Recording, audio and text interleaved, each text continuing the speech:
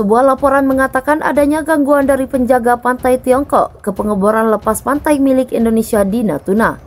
Sebuah kapal penjaga pantai mengganggu kerja pengeboran Harbor Energy yang sedang berlangsung di Blok Tuna. Laporan yang dikeluarkan oleh Energy Voice pada Jumat 20 Agustus 2021 itu menyebutkan secara signifikan pengeboran penilaian didanai oleh Zarubezhnev milik Rusia. Insiden tersebut menggarisbawahi fakta bahwa kepentingan energi Moskow di Laut Cina Selatan semakin terancam oleh Tiongkok, sebut Energy Voice. Sebuah kapal Tiongkok telah ikut campur dengan kampanye pengeboran Harbor Energy yang sedang berlangsung di Blok Tuna di lepas pantai Laut Natuna, Indonesia.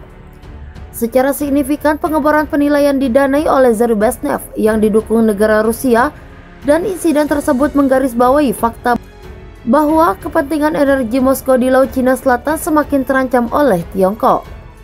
SKK Migas pada Oktober 2020 lalu mengatakan Zarubezhnev melalui anak perusahaannya ZN Asia Ltd masuk ke Indonesia dengan mengakuisisi 50% partisipasi interest Primer Oil di kontrak bagi hasil Blok Tuna Kepulauan Natuna.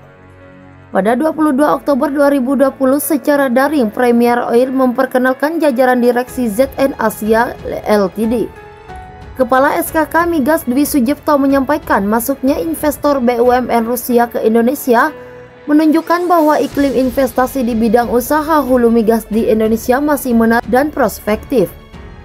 Meskipun secara global terjadi penurunan investasi rata-rata sekitar 30% karena wabah COVID-19 yang menyebabkan turunnya konsumsi migas, kita patut bersyukur investasi di Indonesia relatif lebih baik dengan penurunan investasi di Indonesia diperkirakan hanya sekitar 18%, sebut Dwi dikutip dari laman SKK Migas.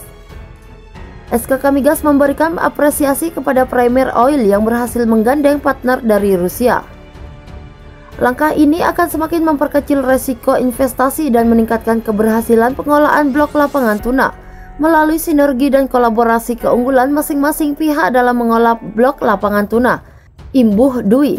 Menurut Dwi, selain aspek ekonomi, lapangan blok tuna memiliki peran yang strategis secara geopolitik karena letaknya berbatasan dengan Vietnam dan berada dekat dengan Laut Cina Selatan yang saat ini menjadi fokus geopolitik berbagai negara. Beroperasi blok tuna akan semakin memperkuat kedaulatan Indonesia di wilayah tersebut, pungkas Kepala SKK Migas itu. Blok Tuna adalah wilayah kerja migas di lepas pantai Indonesia yang terletak di Laut Natuna di sebelah perbatasan Vietnam dengan kedalaman air sekitar 110 meter.